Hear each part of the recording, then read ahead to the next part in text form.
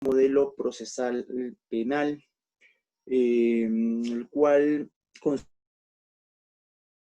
considero yo desde mi óptica que existe el gran margen de diferencia que existe con el Código de Procedimientos Penales del 40, con el Decreto Legislativo 631, Código Procesal Penal del 91, marca una gran diferencia, ¿no? La distribución, el rol que le corresponde al Ministerio Público en esta etapa de investigación es altamente relevante, ¿no? Es muy relevante. Bien, antes de entrar al tema que me convoca, quería hacer una pequeña conversación con relación al inicio del proceso penal, al inicio de la persecución penal, entrando por sus diligencias preliminares para finalmente llegar al tema de investigación preparatoria que nos convoca. Como saben ustedes, la acción penal puede ser pública, puede ser privada o puede ser limitada, ¿no? Es público cuando recae sobre el titular de la acción penal, sobre la fiscalía, la persecución penal de todos los delitos de acción pública, evidentemente. Es privada cuando no existe una participación directa del Ministerio Público, ¿no? Sino es a promoción de partes, de la parte agraviada, por ejemplo, los delitos contra el honor. Y finalmente, la acción penal también puede ser limitada, ¿no? Es limitada cuando recae la persecución penal todavía sobre el Ministerio Público, pero esta se encuentra limitada al cumplimiento de ciertos requisitos de procedibilidad, ¿no? Por ejemplo, la cuarta disposición final y transitoria de la ley de la SBS señala que para el inicio de la persecución penal de funcionarios que trabajan en entidades financieras, se requerirá previamente el informe de la Superintendencia de Banca y Seguros que permita la promoción de la acción penal al Ministerio Público. Por ejemplo, otro caso, el levantamiento de la inmunidad parlamentaria, ¿no? Para el inicio de la persecución penal de aquellos congresistas, por ejemplo, ¿no? Entonces, la acción penal limitada recae la persecución penal sobre el Ministerio Público, pero está limitada al cumplimiento de esos requisitos de procedibilidad, ¿correcto? Bien, ¿y qué parte o qué personas pueden denunciar? En principio, pueden denunciar todas las personas que tengan conocimiento de la comisión de un evento ilícito, ¿no? Los médicos están también en la obligación de denunciar en tanto llegue un conocimiento de algún paciente que provenga de una actividad ilícita. Los que no están obligados a denunciar, también lo señala la propia norma, los familiares directos, por ejemplo, del imputado, ¿no? Los que guardan el secreto profesional también. Bien. Una vez que el Ministerio Público toma conocimiento de un caso con relevancia penal, o por lo menos tiene apariencia de delito, inicia una investigación preliminar por el plazo de 60 días, ¿no? Siguiendo los estamentos señalados en la casación 2-2008 de la Libertad, 134-2012 de Ancash, ¿no? La investigación preliminar no puede ser en su extremo máximo superior al plazo de la investigación preparatoria. Entonces se le ha puesto un límite, ¿no? a la investigación preliminar, cuyo plazo puede ser 60 por 60, no más, ¿no? Luego ya el Ministerio Público tendrá que emitir su disposición, continuando con la promoción de la acción penal ante una formalización de investigación preparatoria, en todo caso, resolviendo el conflicto jurídico que se hubiera generado a través de un archivo definitivo de la investigación. ¿Bien? Entonces, cuando el Ministerio Público toma conocimiento de un caso, y esto sí me parece que tendría que ponerle énfasis, la investigación preliminar inicia desde que la Fiscalía toma conocimiento de un caso que tiene relevancia penal y inicia sus primeros actos de investigación. Y de ahí empieza a contarse, evidentemente, el plazo de los 60 días. Y esto es relevante por lo siguiente, porque existe o pareciera que se está enquistando una práctica laboral en la Fiscalía, en los cuales, por ejemplo, en Huancayo, nosotros sabemos que las fiscalías hacen sus turnos mensuales, ¿no? En enero la primera fiscalía, segunda fiscalía en febrero y así sucesivamente, ¿no? Entonces, todo ese mes que está de turno la fiscalía recibe denuncias. Recibe todo un cúmulo de denuncias que pareciera que en cada cierto tiempo hacen la distribución de los casos penales a los diversos fiscales y estos, como están atendiendo casos urgentes que requieren una atención inmediata, todavía como que relegan las denuncias que van ingresando. Entonces, cuando pasa el turno, ya empiezan con el trabajo de post-turno, que se le llama, inician ya a promover las investigaciones preliminares con relación a todas las denuncias que les han ingresado. Entonces, en esto se genera un conflicto, porque se entiende, o bueno, el titular de la acción penal entiende que su investigación preliminar entonces empieza desde el momento en que ellos emitieron la disposición de apertura de diligencias preliminares, cuando expresamente la norma señala que la investigación preliminar empieza desde que el Ministerio Público toma conocimiento del caso. Entonces, esto es relevante por una cuestión de control del plazo de la investigación preliminar, control del plazo de investigación preliminar que el Ministerio Público, en este caso, pareciera lo de esto. Bien, seguir avanzando, me parece que ese es un puntito así que está entrando un poco a la polémica, ¿no?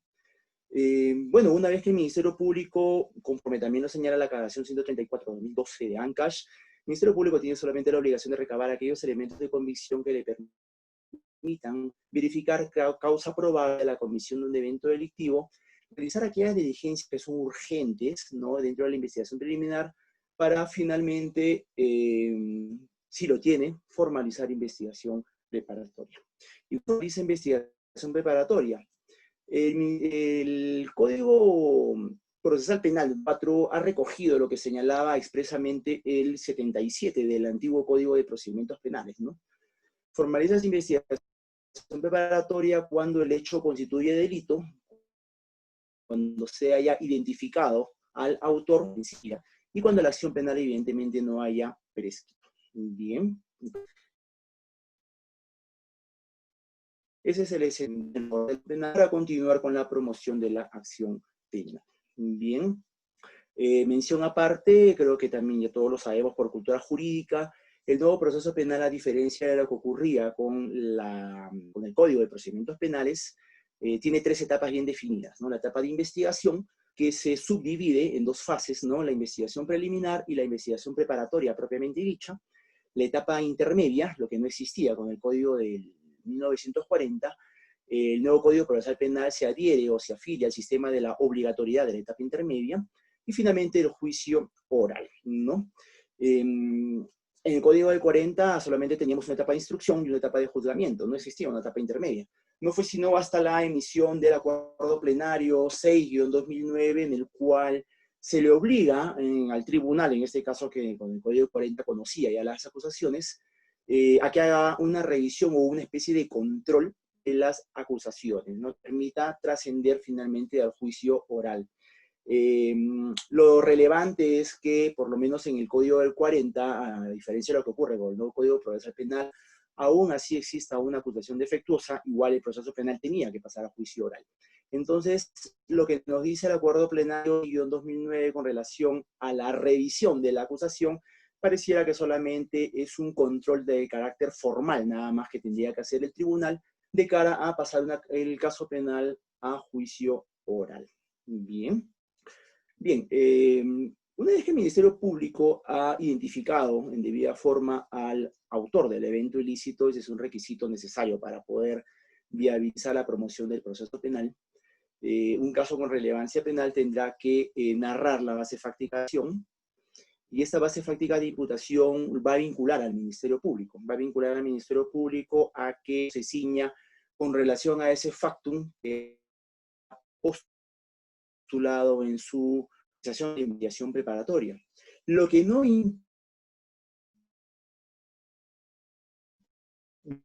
impide, de repente desde los escenarios académicos hemos escuchado que la investigación es vaya, ya tengo para poder. Ya. A ver, vamos a poner.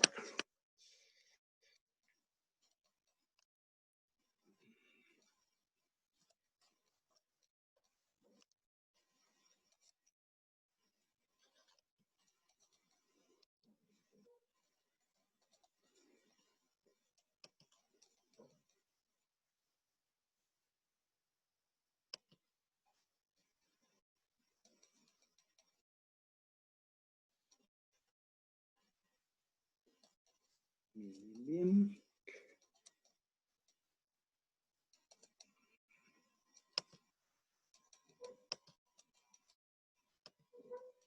Bien. Espero que se vea bien. Les decía que desde los escenarios académicos nosotros podemos, siempre hemos escuchado que el hecho es inmodificable. ¿No? Existe una tensiones ahí entre el Ministerio Público con la defensa, cuando la Fiscalía hace ciertas modificaciones al hecho. Y efectivamente, el hecho como tal no cambia. Entonces, la descripción fáctica que tendría que hacer la Fiscalía al momento de formalizar la investigación preparatoria resulta altamente relevante porque ello va a permitir en principio la garantía del derecho de defensa al investigado, que conozca de manera clara, precisa, concreta, correlativa, coherente, cuál es el hecho que se le imputa.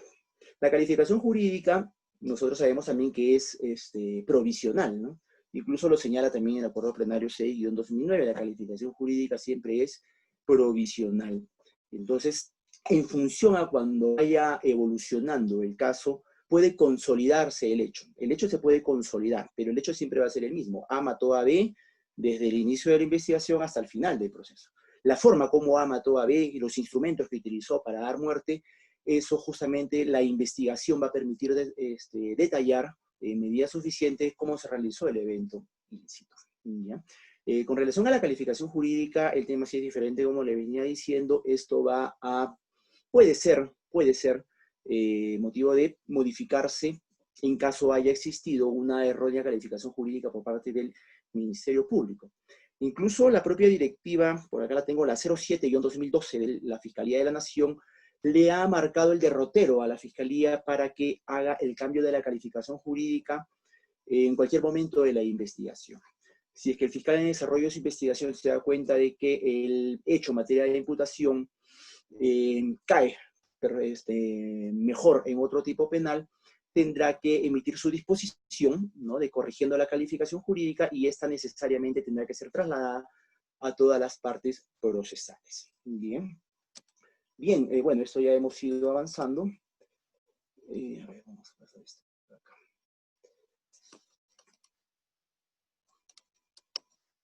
Bien, el artículo 321.1 del Código Procesal Penal señala, pues, cuál es la finalidad de la investigación preparatoria, ¿no? Esta es reunir elementos de convicción que permitan al final decidir si formula una posible acusación o, en todo caso, un sobreseimiento del proceso. Entonces, tenemos que decir que la investigación tiene un carácter bifronte en este caso, ¿no?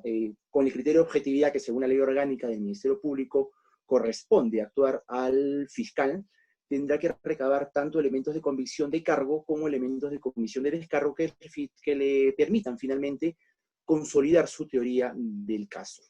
Lo que cambia, ¿no? Cambia ya la perspectiva del Ministerio Público cuando éste formula una acusación.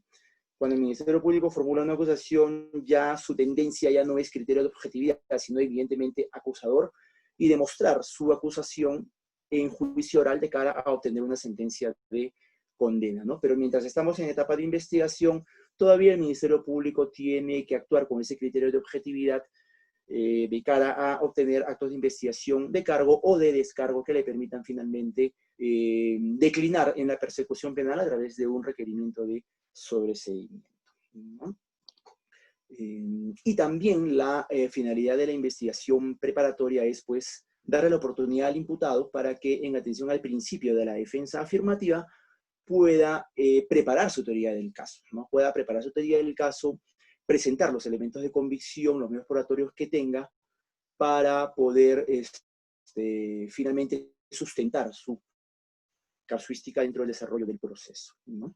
Otros, determinar si la conducta incriminada es delictuosa, estableciendo la forma de cómo se perpetró el evento ilícito, la identidad de los autores y de la víctima, y establecer el daño causado. En el caso que digo, cuando menciono ahí establecer la identidad de autores, hay que dejar sentado que el proceso penal no podría, la formalización de la investigación preparatoria no podría promoverse contra los que resulten responsables. Necesariamente, como decía hace un momento, tiene que cumplirse el principio de identidad personal, tiene que identificarse en debida forma al sujeto activo, lo que no impide que en el desarrollo de la investigación, es el sentido del punto 2 en cuanto lo estaba señalando, en establecer la identidad de autores, de otros autores me refería. No sé qué me ha pasado acá. Me salí nuevamente de esto. A ver, vamos a ver por acá.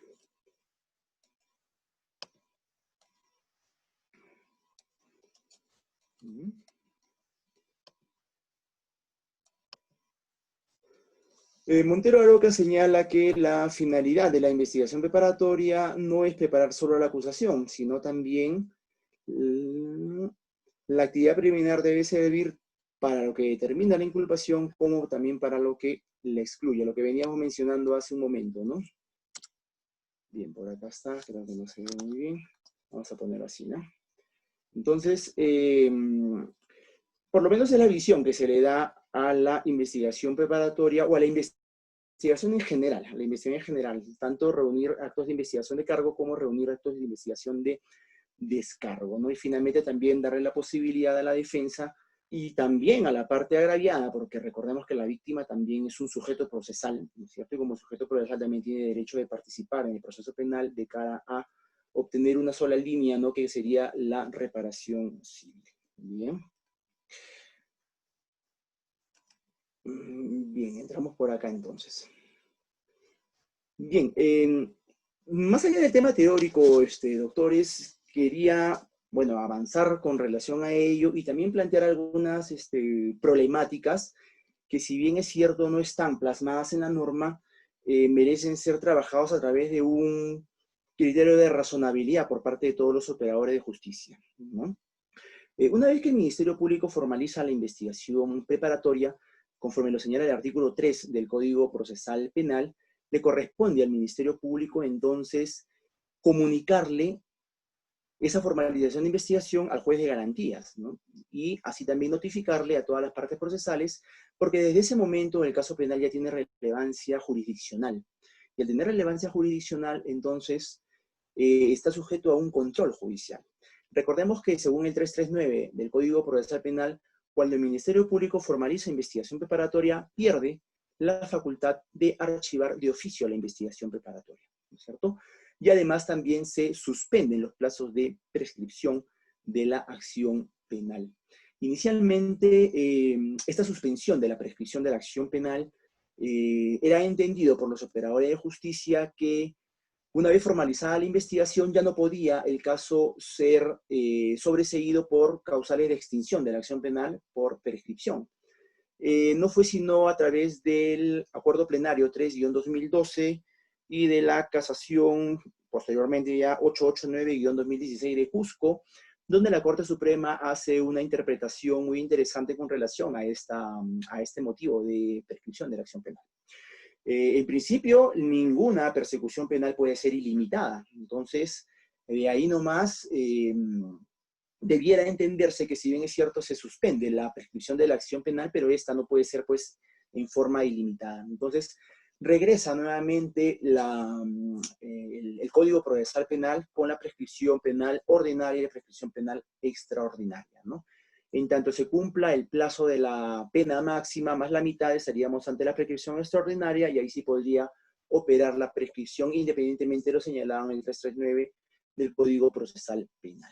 Bien, entonces, esto es lo relevante al momento de la formalización de la investigación preparatoria. Con relación al plazo de la investigación preparatoria, la misma norma lo señala, el plazo de la investigación preparatoria son 120 días, prorrogables por 60 días adicionales para procesos comunes.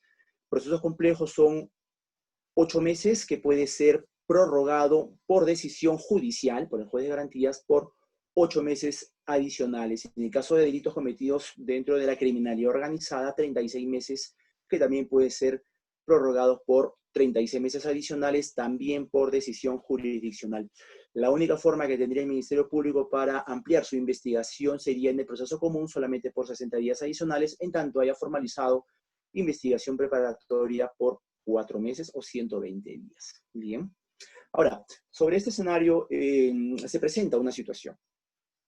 En principio, han ocurrido algunos casos donde el Ministerio Público formaliza investigación preparatoria, le notifica la disposición de formalización de IP a todas las partes procesales, pero no le comunica al juez de garantías. Entonces, se empieza a promover todo el proceso penal, el Ministerio Público empieza a recabar sus actos de investigación, y cuando el Ministerio Público quiere comunicar la conclusión de la investigación y emitir su requerimiento respectivo, ahí recién se dio con la sorpresa de que no había comunicado la formalización de la IP y no sabe cuál es el juez que conoce el caso penal. He visto situaciones que han pasado así y el Ministerio Público nos presenta, ¿no?, la formalización de la investigación y también la culminación, la conclusión de la investigación. Una especie de pretender sanear, ¿no?, lo establecido taxativamente en el artículo 3 del Código Procesal Penal. Y esto acá lleva a una serie de problemas, definitivamente, que se ha formalizado investigación preparatoria, el caso no ha sido judicializado porque nunca llegó la comunicación, se le negó la oportunidad a la parte agraviada de poder constituirse en autor civil, y así también por ahí a la defensa poder presentar algún mecanismo de defensa, ¿cierto? Aunque en el caso concreto y en la práctica suele suceder de que se trata de un imputado totalmente pasivo, ¿no?, que nunca ha participado del proceso penal más allá de su declaración y no ha tenido una defensa que vaya pues haciendo un seguimiento idóneo al caso penal. En la parte agraviada también lo mismo. Entonces, normativamente no está plasmado qué es lo que se debe hacer en esos escenarios cuando el Ministerio Público omite o se olvida de comunicar la formalización de la IP.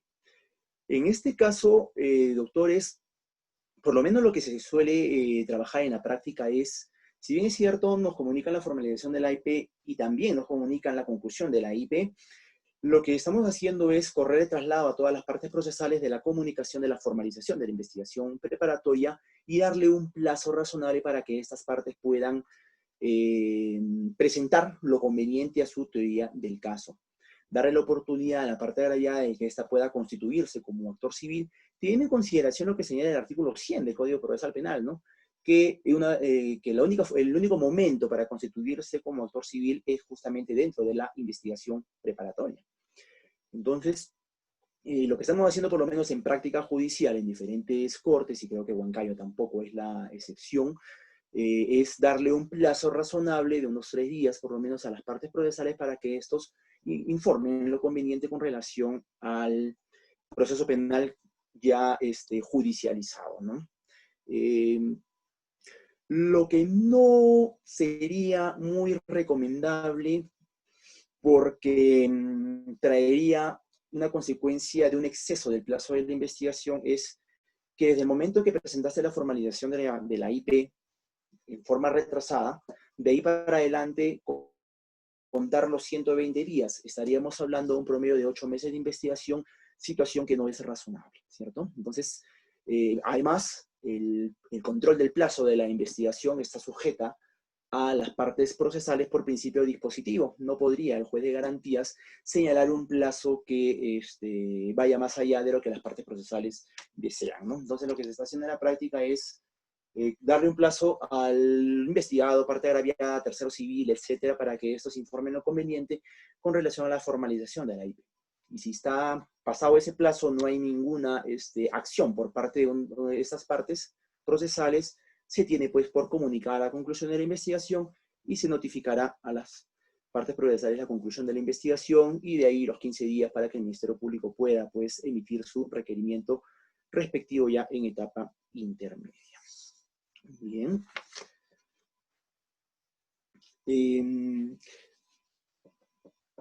Hay un punto también un tanto relevante desde los intereses de la defensa del imputado. La Fiscalía, cuando formaliza la investigación preparatoria, señala base fáctica de imputación, señala calificación jurídica, señala cuáles son los elementos de convicción que le generaron causa probable para formalizar la investigación preparatoria, señala también cuáles son los actos de investigación que va a recabar durante el plazo de la investigación preparatoria formalizada y también señala cuál es el plazo de su investigación.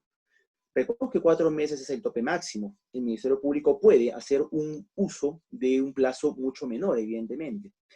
Pero es cierto que en la práctica creo que no es un mito que lo que voy a decir. En la práctica siempre la formalización de la IP, el fiscal se lanza sobre el plazo máximo, ¿no?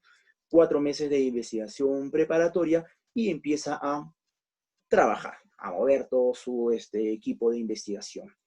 Pero se han presentado casos donde el Ministerio Público formaliza investigación preparatoria señala el plazo de la investigación de 4 meses y resulta que pasado 10 días, de repente, el Ministerio Público, ¡pum!, culmina su investigación, emite su disposición, que ya su investigación cumplió su objeto, y emite su disposición de culminación de la investigación. Entonces, en ese escenario, si bien es cierto, el 343 le permite al Ministerio Público controlar su investigación, el plazo de su investigación, y dar por terminada su investigación preparatoria antes de los 120 días que este mismo informó en la formalización de la IP, también es cierto que de un momento a otro, emitir esa disposición culminando la investigación preparatoria traería una especie de desventaja al abogado y a ese imputado, porque de repente el abogado estaba diseñando su estrategia de defensa, evaluando los elementos de convicción que éste pueda presentar para sustentar su tesis, y sorpresivamente pues la Fiscalía dio por finalizada la investigación preparatoria. La norma lo faculta al fiscal a poder darle término a su investigación en un plazo menor a 120 días. Qué duda cabe, la norma es clara en ese escenario. Pero la pregunta sería, ¿y qué pasa con el derecho que le corresponde al investigado de consolidar su caso, preparar su teoría del caso, analizar los medios probatorios que éste va a presentar para sustentar su tesis, y cuando ya está armando su estrategia de defensa, se le acabó la investigación? Entonces, desde mi punto de vista, yo considero que si el Ministerio Público, al formalizar la investigación preparatoria, me planteó que este partido iba a durar 120 días, no puede pues darle el pitazo final pasado los 10 días de haber formalizado. Por lo menos considero que previamente el Ministerio Público ha tenido que haberme comunicado que su investigación ya cumplió su objeto desde la tesis del Ministerio Público, pero comunicarle estas partes procesales al imputado, al agraviado, etcétera, la posibilidad del cierre de la investigación en un plazo mucho menor al que señaló en la formalización de la IP, para que estos puedan presentar sus mecanismos de defensa o lo que tengan a bien. Por ejemplo, la parte agraviada también puede saber que se trata de una investigación de 120 días, por ahí quiere también constituirse en actor civil, y como sabe que tiene un plazo muy prolongado de 4 meses, lo va a poder hacer en cualquier momento. Y que de un momento a otro el Ministerio Público le corte la investigación, lo deja también en indefensión, toda vez que no pudo constituirse en actor civil. Y el investigado, lo que ya hemos venido comentando. Entonces, considero yo que en este escenario, cuando el fiscal considera que su investigación ya cumplió su objeto en un plazo que es mucho menor al 120 días que ha señalado, debiera por lo menos comunicarle previamente a estas partes procesales que su investigación ya llenó sus expectativas y que está próximo a cerrar su investigación, corriéndole traslado por un plazo de repente de 3 o 5 días para que estas partes procesales cumplan con presentar los medios probatorios correspondientes. Incluso creo yo que también podría prosperar un control de plazos. Como ustedes bien lo saben, el control de plazos no solamente se promueve por exceso de la investigación del Ministerio Público. Tenía 4 meses y me pasé hasta 5 o 6 meses y ahí hago mi promoción de control de plazos, sino que también el control de plazos puede actuar por defecto, ¿cierto? Las reglas de juego fueron planteadas por 120 días, resulta que al 10º día recién me mataste la investigación. Entonces, ¿puede también trabajarse un control de plazos por defecto en este escenario? Me parece que sí es dable, porque el Ministerio Público dio las reglas del juego al momento de formalizar investigación preparatoria en un plazo específico, y finalmente, sorpresivamente, pues, culminó con su investigación dejando ciertos estados de indefensión a las demás partes procesales. Considero que sí podía promoverse un control de plazos, no por exceso, evidentemente, por defecto en este escenario. Bien. Bien, una vez que la investigación preparatoria está formalizada, se ha cumplido con lo señalado en el artículo 3 del Código Procesal Penal, se vienen respetando todos los actos de investigación, empieza el desarrollo del Ministerio Público de cara a obtener los actos de investigación que le permitan consolidar el caso penal. Como tenemos nosotros conocimiento, y ya esta es una mística también de lo que recogía el Código de Procedimientos Penales de 1940, la investigación es reservada, ¿no? Es reservada para terceras personas que están fuera del proceso penal. Algunos actos de investigación también pueden ser reservados. Sí, algunas declaraciones que resulten relevantes, por ejemplo, para el Ministerio Público, pueden reservarse hasta por 20 días y puede incluso ser ampliado por 20 días adicionales por decisión judicial. La investigación, las características vienen siendo la misma. El Código del 40 es una investigación reservada, es una investigación literal, ¿no? Todo es documentado, es una investigación desordenada, a diferencia de lo que ocurre en el escenario de juzgamiento, que primero declara el acusado o los acusados, luego los testigos, peritos, documentos, etcétera, ¿no? En este caso, investigación es desordenada. Se puede recabar los actos de investigación que tan pronto se tenga conocimiento para poder acopiarlos. Bien. Se puede actuar prueba en actos en investigación preparatoria. Hay que tener mucho cuidado con eso, ¿correcto? La investigación preparatoria solamente se recaban actos de investigación. Actos de investigación de cargo y de descargo, y esos actos de investigación solamente sirven para la investigación, para ver si finalmente el Ministerio Público formula la acusación o requerimiento de sobreseimiento. Bien, la única forma como podría practicarse prueba en investigación preparatoria sería a través de la prueba anticipada. Bien, otro escenario, por lo menos, no puedo divisar con relación a la investigación preparatoria. En principio, la generalidad es que los actos de investigación se recaban, en la investigación preparatoria se recaban actos de investigación. Excepcionalmente, la prueba anticipada, ¿no? Prueba anticipada que requiere el Ministerio Público por causales de urgencia de pérdida de la prueba, se va a realizar la prueba anticipada, que es muy diferente a la prueba preconstituida, ¿no? La prueba preconstituida también se recaba en actos de investigación, pero finalmente a través de la lectura de los documentos de esta constitución de prueba, se actuará en juicio oral. Bien. Lo más resaltante, considero yo, en los actos de investigación es garantizar el derecho de defensa a través de que haga su descargo con relación a la imputación que se le hace, que propiamente no es un medio probatorio. ¿Ah? La declaración del investigado no es un medio probatorio, no es un acto de investigación.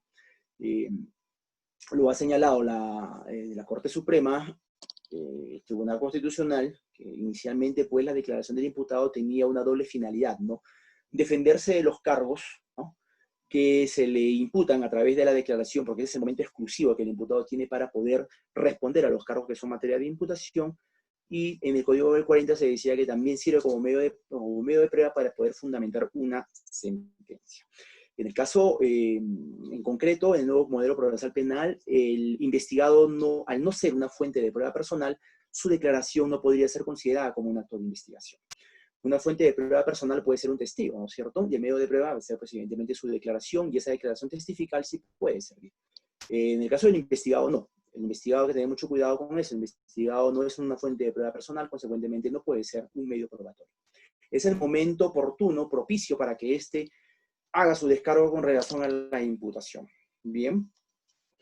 Se recaba la declaración de la víctima. Creo que lo más resaltante con relación a la declaración de la víctima es la entrevista única en caso de menores de edad en cámara Gesell, ¿no? Para delitos sexuales, sobre todo, es lo que se viene trabajando con mayor intensificación.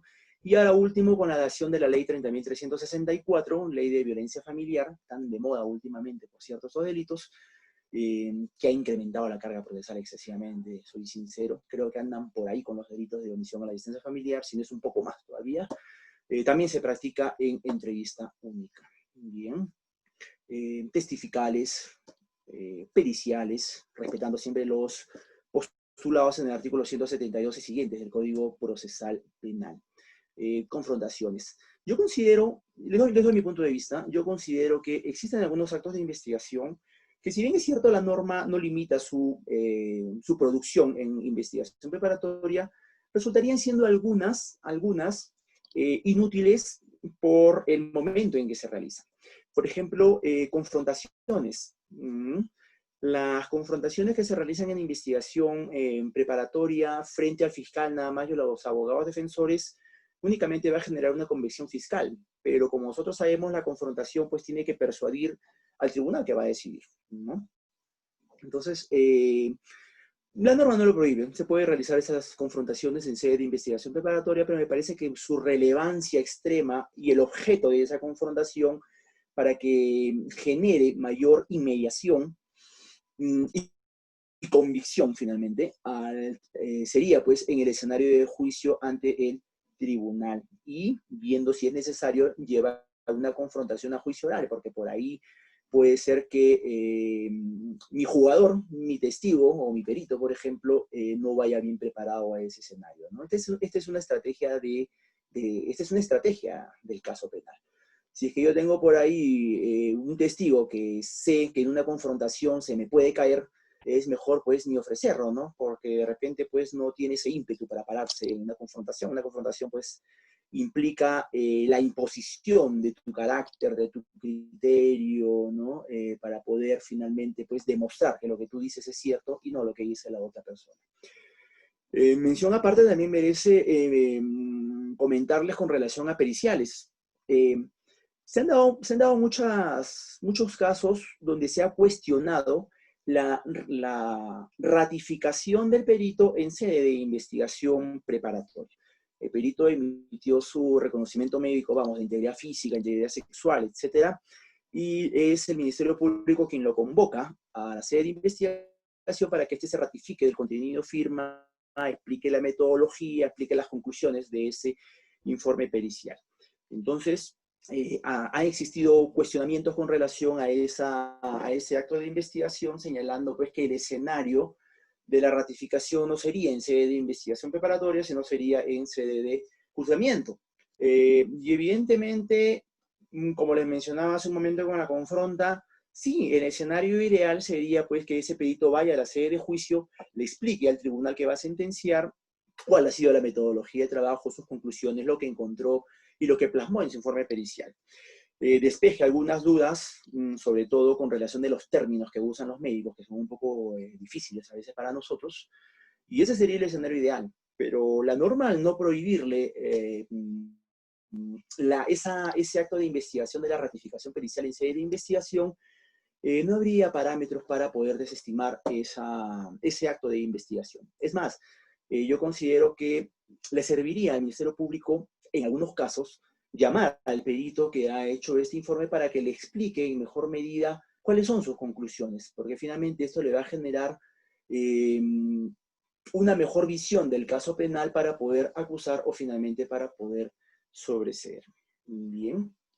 Entonces, todos los actos de investigación que debe realizar el Ministerio Público deben cumplir con esa triple identificación, ¿no?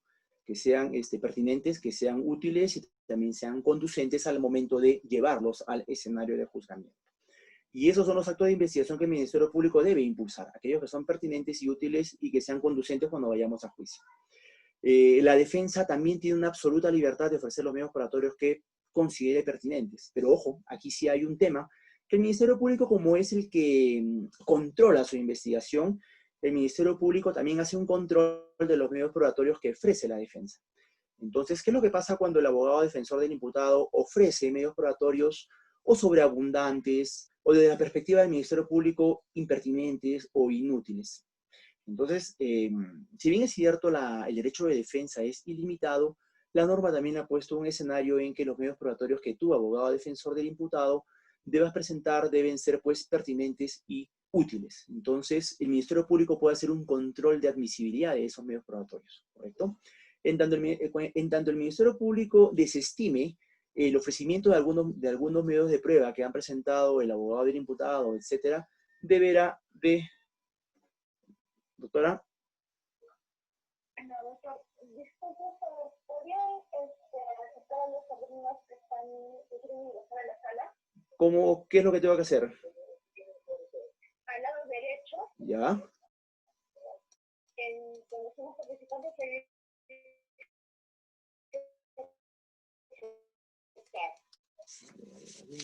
Hacia el lado derecho me dice... donde se analizan los participantes. Ya, ajá. Ya, a ver, vamos a ver acá, ¿ya? Aceptar, dicen, ¿no?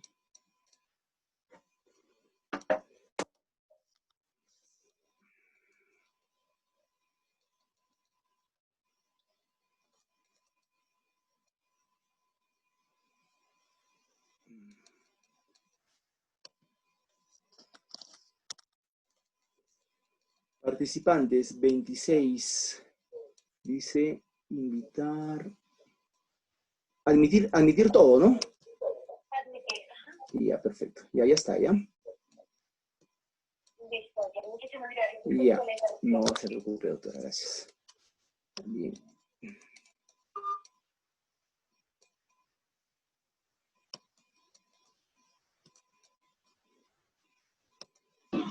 Ya está, ya está.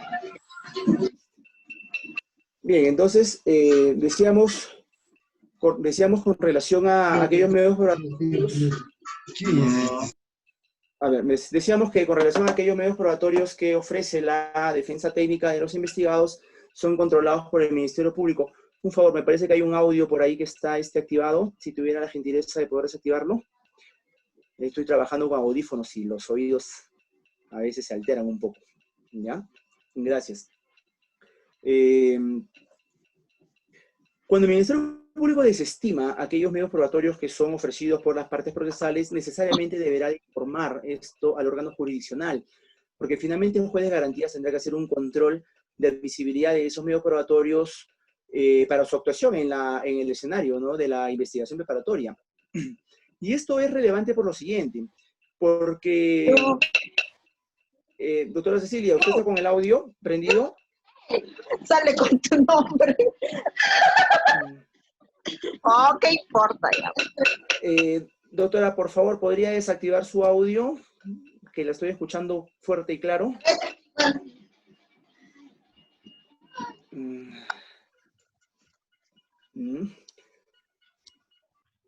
Bien, entonces ese control de admisibilidad le corresponde realizar al juez de garantías. Hay que tener en consideración, doctora Cecilia. Doctor, disculpe, lo que pasa es que hay varios alumnos que están con su micrófono activado. Sí, pues. Ya. ¿Usted mismo me podría... Sí. Ya, yo lo voy a hacer. No se preocupe. Gracias. Ok.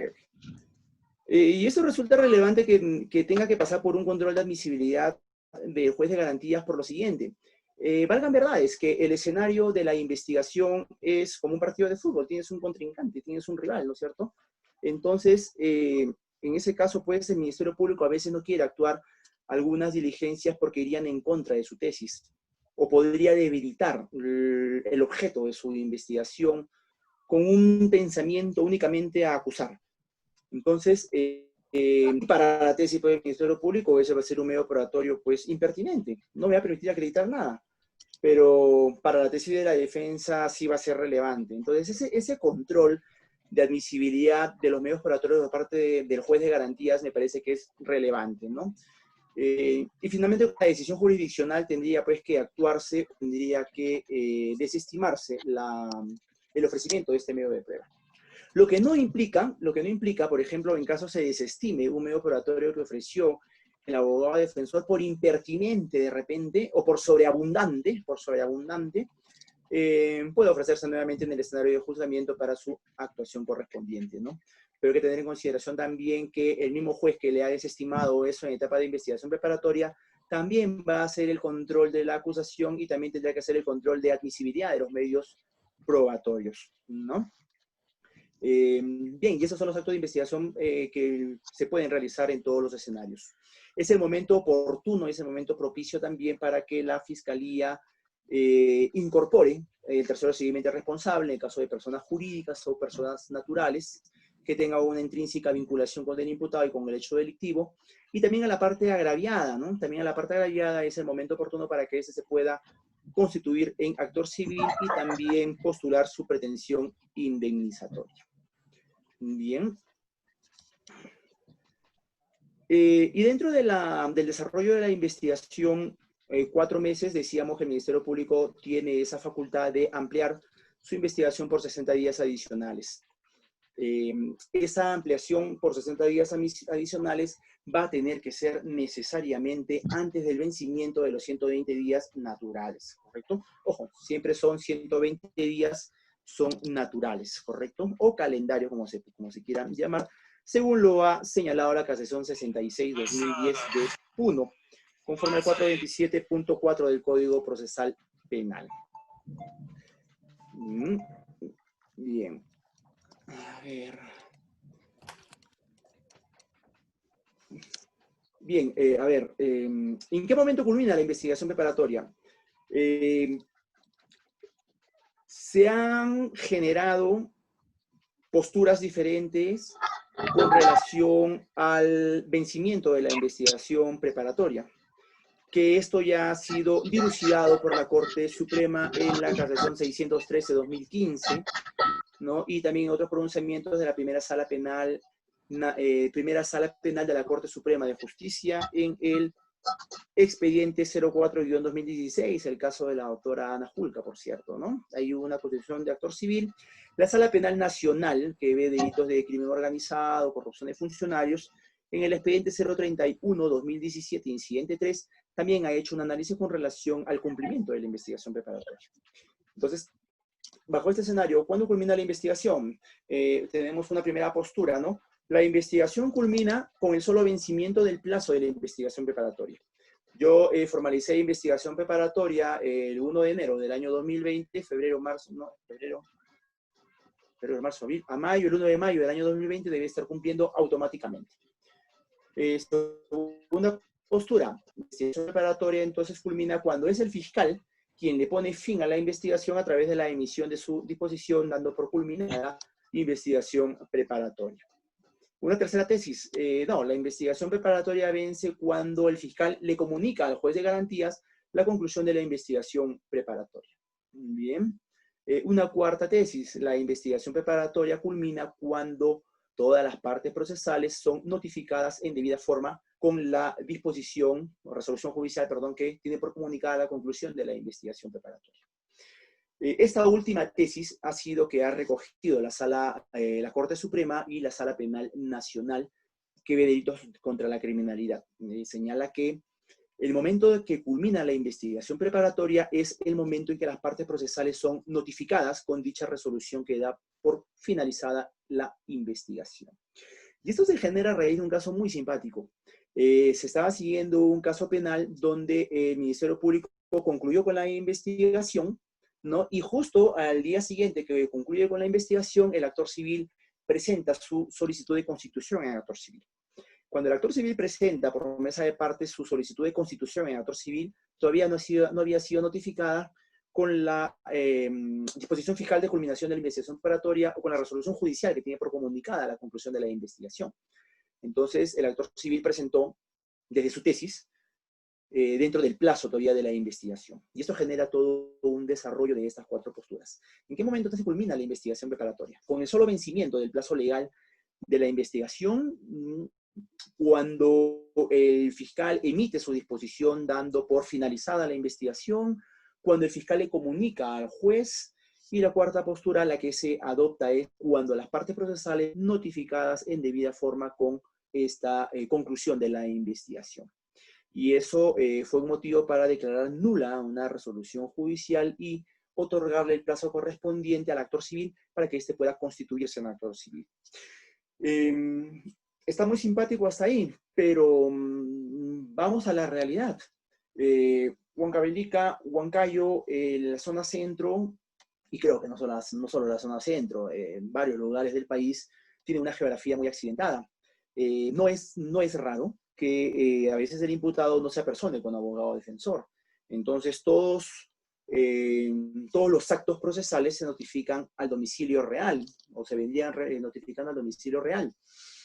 Entonces, si estamos hablando de una pluralidad de investigados, por ejemplo, posiblemente hoy día, que me notificaron la conclusión de la investigación, vence para mí la investigación. De cada 2 semanas que lograron ubicar el domicilio del otro investigado X, para él recién vence la investigación de cada 2 semanas. Y de acá a 2 semanas más notifican al otro investigado X y la investigación entonces estaría culminando en fechas diferentes en función al momento en que lo notificaste al imputado con la conclusión de la investigación. Entonces, parecía que no hay un control muy uniforme con relación al vencimiento del plazo de la investigación preparatoria. Para uno va a vencer hoy día, para otro va a vencer de acá a 2 semanas, etc., ¿no? Lo ideal, y ese fue el espíritu de la norma en este escenario, lo ideal es que todas las partes procesales, muy diligentes, se apersonen al proceso, designen sus abogados defensores y señalen sus casillas electrónicas o sus domicilios procesales. Entonces, al momento que notificas a las casillas electrónicas, pues se entiende que el caso de la investigación preparatoria habría culminado de manera uniforme para todos. Pero la práctica nos ha demostrado de que esto no es así. O sea, esto no es así. Hay muchos procesados que no tienen abogado defensor, no señalan abogado defensor. Otros que van con abogado defensor público solamente para determinadas diligencias, y no hacen un ejercicio constante de la defensa del imputado.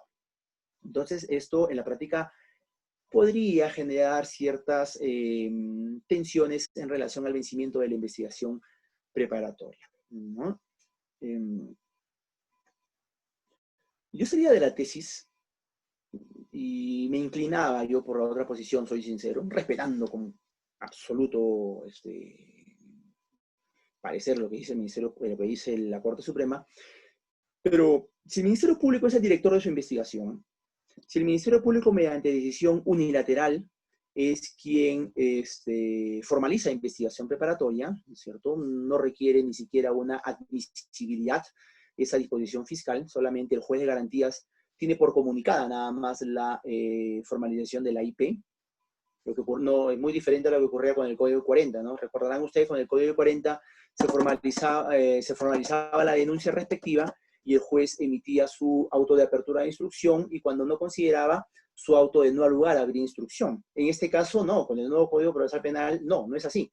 El Ministerio Público, por decisión unilateral, incuestionable, formaliza investigación preparatoria. El juez de garantías solamente tiene por comunicada la investigación, y en ese caso, de ese momento hacia adelante, ya se entiende que el caso, como está judicializado, el director de la investigación es el Ministerio Público, ¿no? El juez de garantías se torna nomás como un tercero imparcial para poder garantizar el derecho de las partes procesales, recurriendo a en tanto se sientan afectados, ¿no? Entonces, si el Ministerio Público formaliza investigación preparatoria mediante decisión unilateral, ¿no sería también relevante que el Ministerio Público culmine su investigación mediante su disposición y de ese momento ya se tenga ya por finalizada la investigación preparatoria, y que sea solamente la notificación, los actos protocolares, los actos formales de comunicación de esa decisión?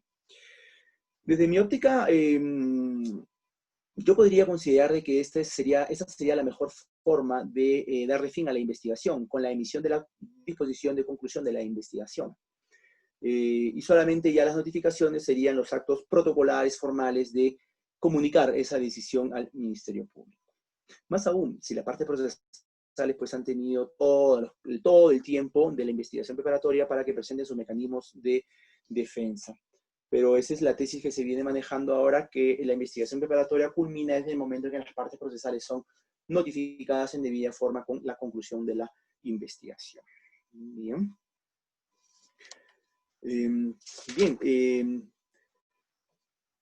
Una vez que culmina la investigación preparatoria, el Ministerio Público tiene su plazo de 15 días para emitir su requerimiento correspondiente. Ya ese requerimiento tendrá que ser en función al análisis, ¿no? Al análisis del Ministerio Público con relación a los actos de investigación que éste ha copiado.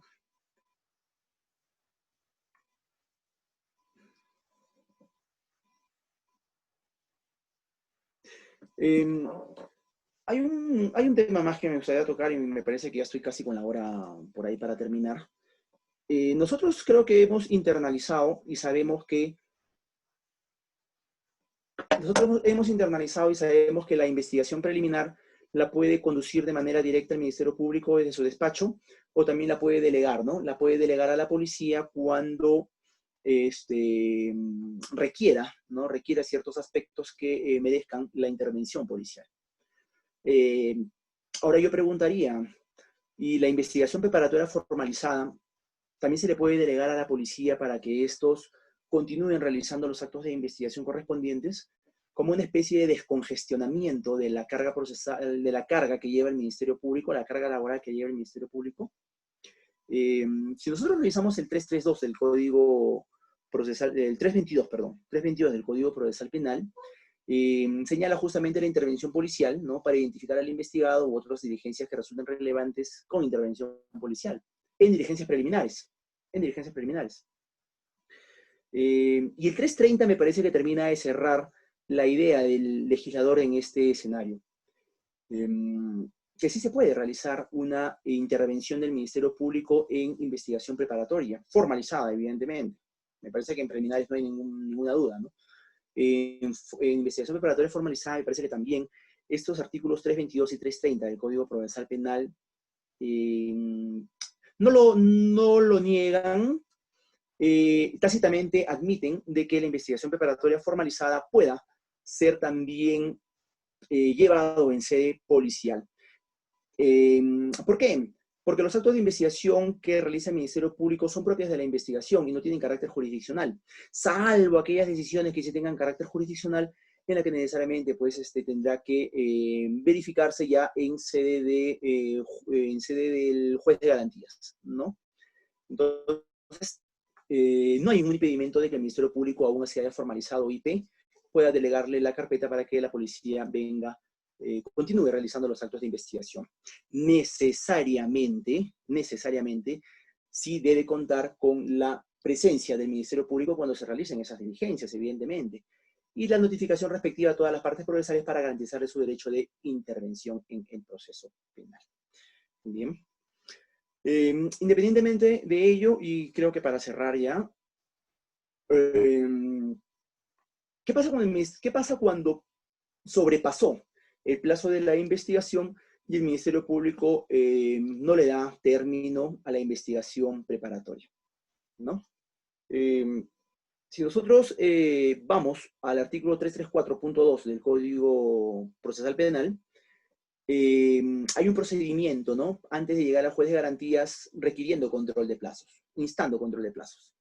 En investigación preliminar, aquella parte procesal que se considere afectado con un exceso del plazo de la investigación preliminar por parte del Ministerio Público, previamente deberá requerirle al fiscal que ponga fin a su investigación preliminar y que se pronuncie con relación al devenir de este proceso. Entonces, si no recurriste previamente al fiscal a solicitarle que le ponga fin al proceso, no podrías irte ante el juez de garantías instando un control de plazos. Lo que no ocurre cuando el proceso penal ya está formalizado, cuando el fiscal ya emitió su formalización de IP. El 343.2 del Código Procesal Penal señala que aquella parte procesal que se considera afectada por un exceso irrazonable del plazo de la investigación puede recurrir de manera directa ante el juez de garantías instando un control de plazos. Entonces, una pequeña diferencia, ¿no?, entre lo que ocurre con la investigación preliminar y ya con la preparatoria formalizada. Cuando está formalizado me voy de frente ante el juez de garantías, insto un control de plazos, ¿ya? Yo les voy a ser muy sincero con relación a lo que en la casuística ocurre con el tema de audiencia de control de plazos. Insta un control de plazos, señalamos fecha de audiencia, notificamos a todas las partes procesales, y cuando instalamos audiencia, lo primero que me saca el Ministerio Público es la disposición, dando por terminada la preparatoria. Sustracción de la materia, se acabó el caso, ¿no? Parece que el Ministerio Público, pues ya en algunos escenarios, extiende su plazo de investigación hasta el momento que te convocan a audiencia de control para poder seguir acopiando actos de investigación. Entonces la pregunta sería la siguiente. ¿Qué es lo que ocurre cuando el plazo de la investigación preparatoria ya culminó? El Ministerio Público, pese a que se le requiere que dé por terminada la investigación preparatoria, hace caso omiso y sigue actuando actos de investigación. Llegas al escenario de la audiencia y el Ministerio Público dice, no, yo ya di por terminada mi investigación preparatoria. ¿Qué pasa con aquellos actos de investigación que han sido recabados con posterioridad a la culminación de la investigación preparatoria? Yo puedo declarar fundado un control de plazos, evidentemente que sí. Hacemos el cálculo y el Ministerio Público pues, se ha excedido en su plazo de investigación. Pero ¿qué pasa con aquellas diligencias que se han recabado con posterioridad al vencimiento de la investigación preparatoria?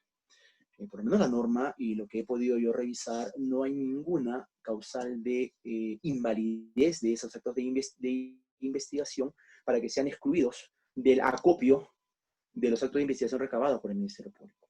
Más allá de las sanciones de carácter administrativas, los actos de investigación recabados con posterioridad a la culminación de la investigación siguen todavía manteniendo su valor de acto de investigación y pueden ser considerados para el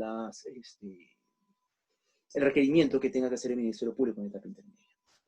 Muy diferente es cuando el Ministerio Público ordena, dentro de la etapa de investigación preparatoria, recabar ciertas documentales, por ejemplo, y estos documentos vienen cuando ya la preparatoria ha vencido, cosa que nos ha pasado. Viene cuando la preparatoria ha vencido, viene cuando ya estamos entrando casi a audiencias en etapa intermedia y llegan esos actos de investigación, llegan esos documentos. Entonces, traería como consecuencia una afectación al derecho de defensa de los imputados, sobre todo. Al parecer sí, pues no, porque recabaste un acto de investigación que no pudiste contradecirlo en la etapa de investigación preparatoria porque ese medio probatorio llegó ya con posterioridad a la emisión de la investigación preparatoria. Pero si bien es cierto, no tuviste la oportunidad de cuestionar ese medio probatorio en sede de investigación preparatoria, te quedaría en todo caso, porque así también lo señala la Corte Suprema, te quedaría en todo caso el escenario de juzgamiento para su debate correspondiente. Lo que sí considero yo que sería necesario es que se le corra traslado de o que será de conocimiento, perdón, del acopio de esos documentales para que la parte pueda también tener conocimiento y acceso a esas piezas y en función a ello, pues también ofrezca los medios operatorios que le permitan contradecir o sustentar lo que esa documental recabada con posterioridad sea presentado.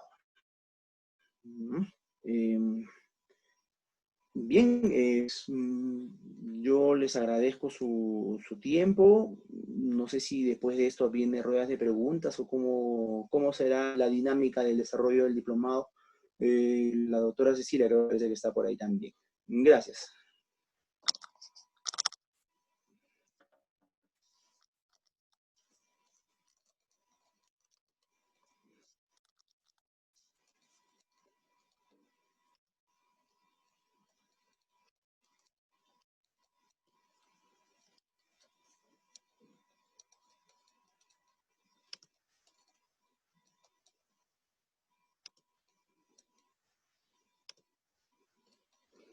A ver. Rueda de preguntas. Ya, perfecto. Estoy a la espera, no hay problema.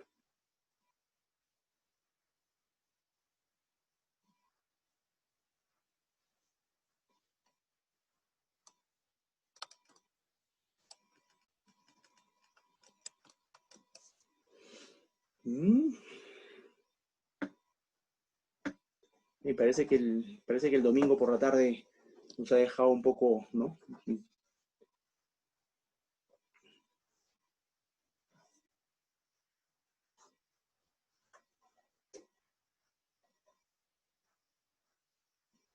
Jennifer, buenas noches.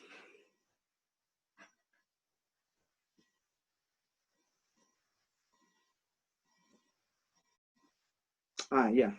Ok, en todo caso, por escrito yo los puedo leer, no hay problema. A ver, Jennifer, ¿no?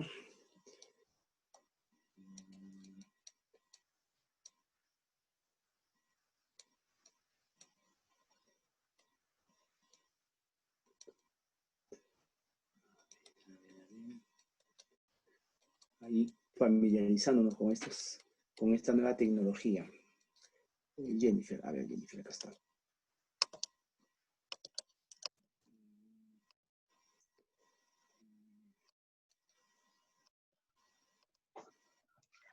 Doctor, buenas noches. ¿Me puede escuchar? Sí. Buenas noches, Jennifer. Buenas noches con todos. Doctor, respecto a la pregunta que tenía la duda, ¿no? Ya que la declaración no se puede contar como un acto de investigación, entonces... Del investigado, ¿no?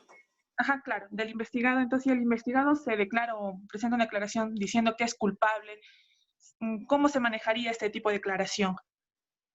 Bien, gracias por tu pregunta, Jennifer. Me permites ampliar un poco más lo que veníamos mencionando. Si nosotros echamos un vistazo al artículo 160 y 161 del Código Procesal Penal, ahí se verifica la figura jurídica de la confesión sincera, ¿no? Entonces, en el caso de la confesión sincera, sí tiene carácter de medio probatorio en tanto cumpla ciertos requisitos. ¿Cuáles son los requisitos que se va a cumplir? Que sea rendido ante el fiscal o ante el... ¿Cómo hacían empezar a tocar todo? Vamos a silenciar a este amigo ya. Silenciado. Listo, estamos aprendiendo con esto. Bien, uno, que sea presentado ante el fiscal o el juez, según sea el caso. Dos, que sea espontáneo.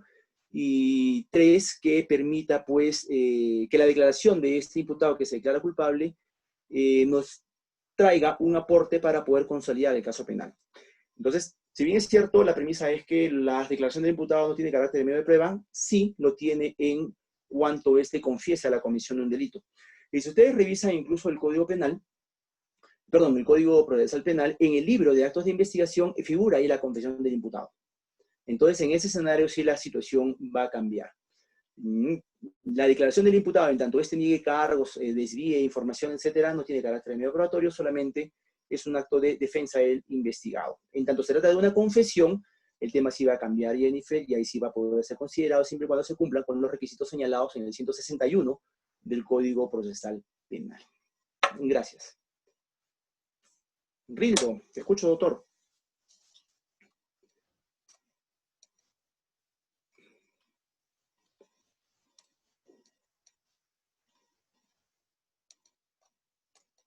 También tengo que activarte el micro, Rildo. A ver. Ya, listo.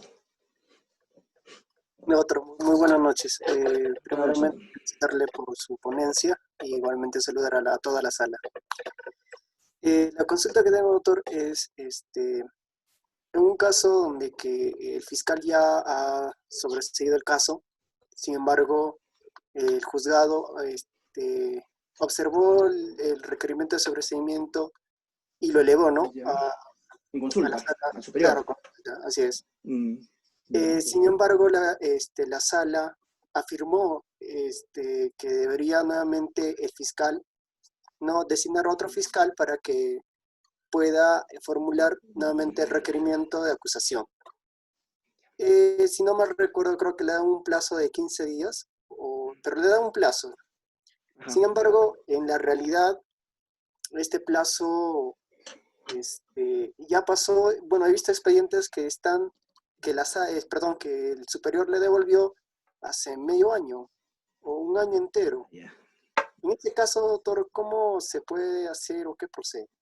Eso sería mi consulta, Bien. doctor. Muchas gracias. Gracias, doctor Rildo. Gracias. A ver, sí, efectivamente, el 345 del Código Procesal Penal faculta al juez de garantías, si no está conforme con el requerimiento de sobreseimiento, elevar en consulta, ¿no es cierto?, al fiscal superior, no es a la sala, doctor, ¿ya?, al fiscal superior, para que éste ratifique o rectifique la decisión del fiscal provincial de sobreseer. Incluso el 345 del Código Procesal Penal también señala que a pedido de la parte agraviada, en tanto exista buena oposición, puede ampliar suplementariamente la investigación. Preparatoria, evidentemente, ¿no? En los casos en que se va en consulta el requerimiento de sobreseimiento al fiscal superior, y el fiscal superior le da un plazo o requiere una ampliación suplementaria a la investigación, solicitando que se le conceda un plazo determinado al Ministerio Público, se entiende que en tanto vuelva ese proceso a las manos del Ministerio Público nuevamente, porque cuando el fiscal superior emite su dictamen, su disposición, perdón, regresa nuevamente al juez de garantías, que justamente fue quien motivó la elevación de actuados, y el juez de garantías se lo remite nuevamente al Ministerio Público. En tanto la remisión se haga de ese expediente al Ministerio Público, el fiscal tiene la obligación, considero yo, de emitir su disposición, ampliando suplementariamente la investigación y recabando los actos de investigación que su superior le haya ordenado y los que él considere pertinentes. Sí he visto casos donde, una vez que el juez de garantías le devuelve al Ministerio Público para que éste amplíe suplementariamente la investigación, conforme así se lo requirió, conforme así lo ordenó, perdón, su superior jerárquico, el fiscal no emite la disposición dentro de las primeras 48 horas, que debería ser así, y deja pasar 2, 3, 4 semanas, un mes y 2 meses respectivamente. Yo creo que en ese escenario, Rildo, no habría ningún problema en que pueda también promoverse una audiencia de control de plazos, porque puede darse el caso que el Ministerio Público esté realizando algún tipo de diligencias o recabando información que le permita, por estrategia, cuando yo emito mi disposición de ampliación suplementaria, rápido me va a llegar la información que estoy haciendo porque ya la he venido manejando de carácter informal con anterioridad. Entonces, en ese caso yo considero que sí es necesario que se pueda promover un control de plazos por inactividad o por inercia del Ministerio Público, más allá de las sanciones disciplinarias o administrativas que podría caer sobre ese fiscal, pues, que se mantuvo inerte por muchos meses, retrasando el desarrollo del proceso, ¿no? Bien, gracias, doctor Rildo.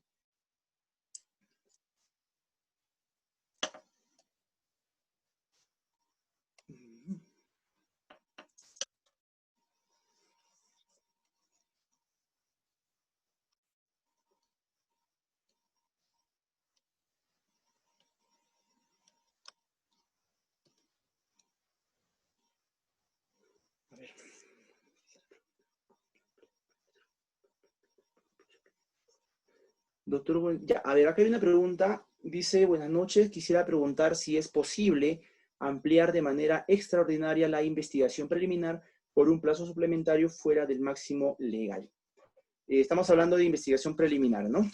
Bien, a ver, en principio, vamos a la norma.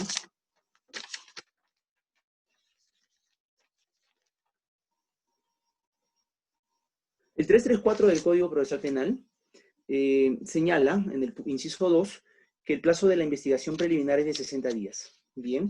Sin embargo, y acá viene lo relevante que generó en algún momento también polémica, es que señala lo siguiente. No obstante, dice la norma, el fiscal podrá fijar un plazo distinto a los 60 días, entendemos, según las características, complejidad y circunstancia de los hechos objeto de investigación. Esto fue malinterpretado por algunos fiscales porque emitían su apertura de diligencias preliminares, su disposición de apertura de diligencias preliminares por 60 días. Y amparándose en este mandato normativo, excepcionalmente hacían una ampliación de la investigación preliminar, pero por un plazo irrazonable, más allá de los 60 días, 2 meses, 3 meses, etc. Entonces lo que estaba pasando en la práctica era que estábamos volviendo al antiguo Código del 40, donde la investigación preliminar no tenía un plazo máximo, y era el fiscal quien ampliaba la investigación preliminar. Entonces, esto fue interpretado por la Corte Suprema y lo mencionó en 2 casaciones. En la 134-2012 de Ancash y en la 144-2012 también de Ancash. Hace el siguiente análisis. Que si bien es cierto, la norma señala que el fiscal podría, ¿no es cierto? El fiscal podría, dice, ampliar la investigación preliminar. Esa ampliación de investigación preliminar de ninguna manera puede ser superior al plazo de la investigación preparatoria formalizada. ¿Con esto qué cosa quiso decir la Corte Suprema?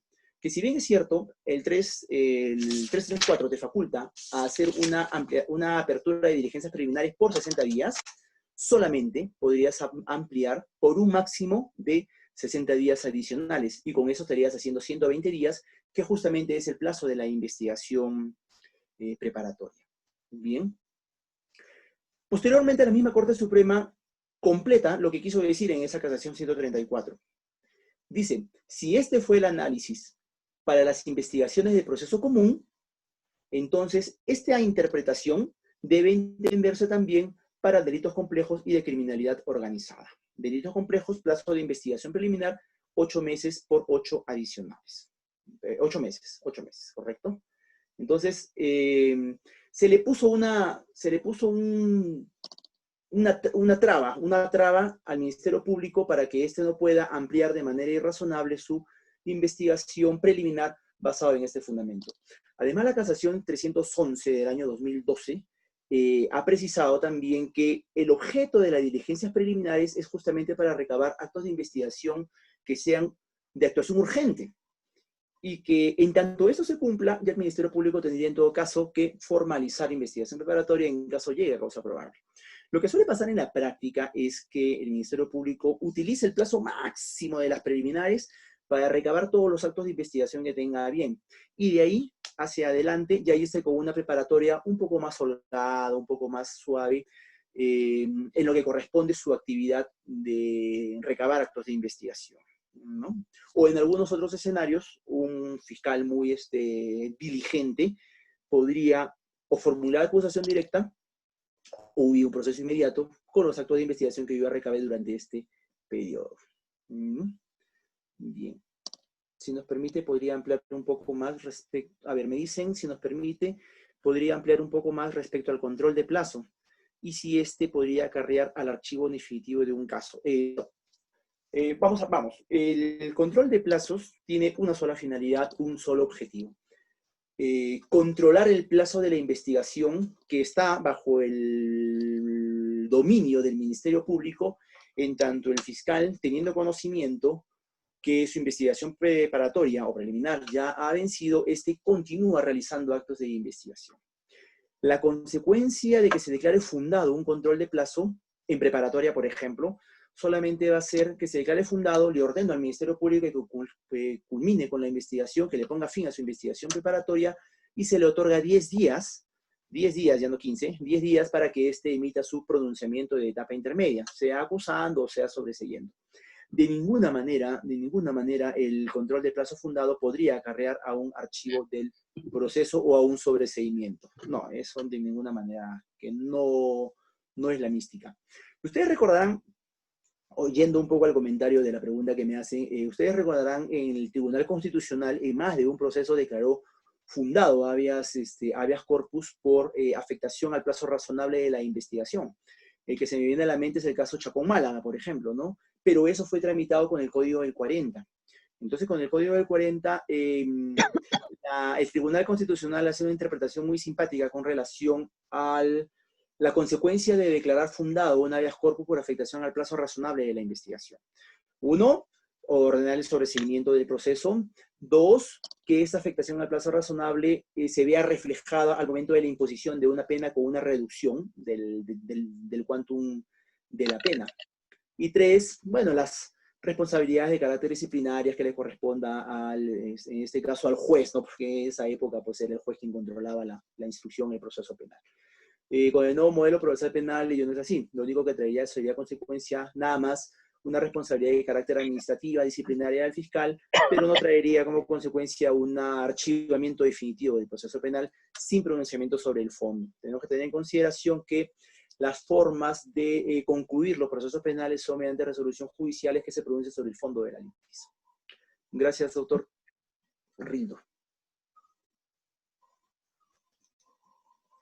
¿Algo más por ahí?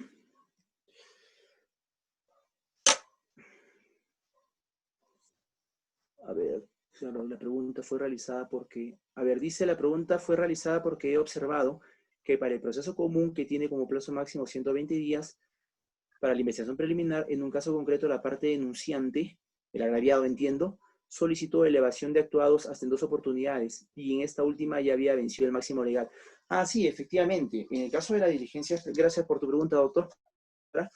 En el caso de las diligencias preliminares, el Ministerio Público, el fiscal, considera que este caso no tiene mayor relevancia jurídica y decide archivarlo.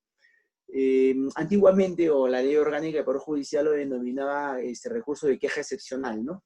Cuando el fiscal emitía su disposición de archivo y vía queja excepcional se iba al fiscal superior para que éste ratifique o rectifique el pronunciamiento de su fiscal provincial.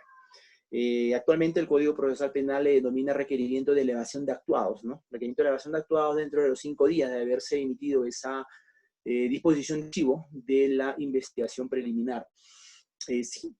En este caso, el agraviado, o quien se considera afectado con esa decisión del Ministerio Público tiene esa facultad de requerir la elevación de actuados para que el fiscal superior emita el pronunciamiento correspondiente. ¿Y se puede dar en más de una vez? Evidentemente que sí, la norma no lo prohíbe, ¿no? Se puede dar 1, 2 o 3 veces incluso. Entonces, esto está supeditado al pronunciamiento del señor fiscal superior.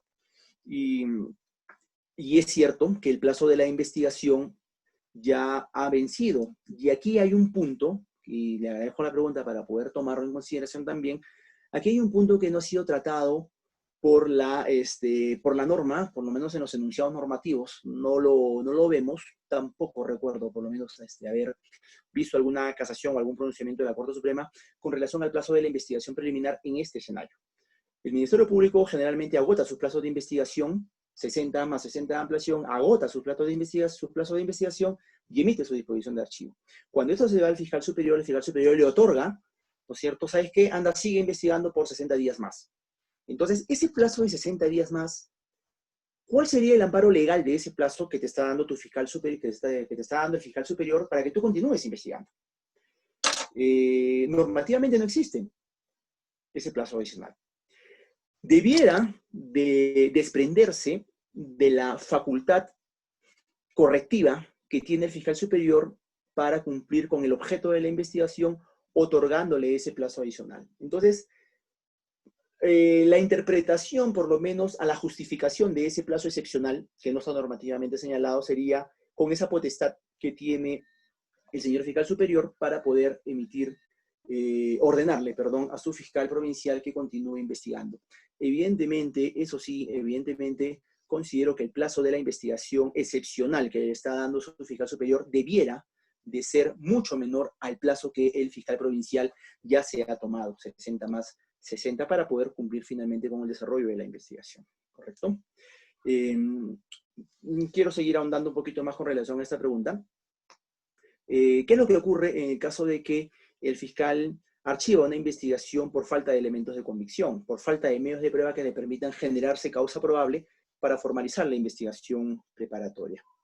En ese escenario, la única respuesta que tendría que dar el señor fiscal superior sería, pues, concederle un plazo excepcional para que éste cumpla con acopiar los actos de investigación que le faltaron, o en todo caso, y aquí voy a poner énfasis, en todo caso, recomendarle, pues, la formalización de la investigación preparatoria, porque justamente, pues, ese va a ser el escenario para que sigas acopiando actos de investigación, ¿no? Es un poco inconcebible, si cabe el término, es un poco inconcebible que el fiscal provincial archive la investigación preliminar por márgenes de tipicidad, y su fiscal superior le ordene recabar más actos de investigación. Cuando el análisis, considero yo, del fiscal superior debiera ser motivando, porque esa conducta sí es típica, para que fuerce que el caso continúe prosperando. Nosotros hemos visto, no en pocos casos, donde el fiscal provincial hace un análisis de tipicidad objetiva de la conducta, hace todo un desarrollo dogmático respecto a la tipicidad, archiva, y cuando se va en elevación de actuados, amplía investigación, recaba esto, y no te dice por qué la conducta sí va a ser típica. Entonces, me parece que no hay una correspondencia entre la decisión del provincial y lo que finalmente le ordena la sala. Bien.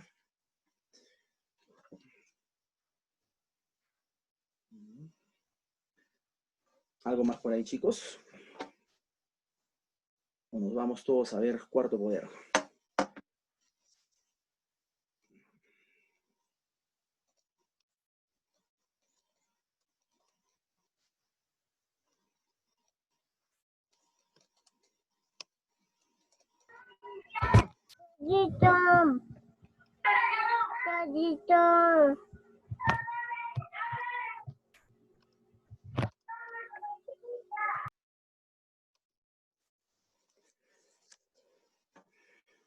Bien, doctora Cecilia, no sé si hay algo más por ahí de repente.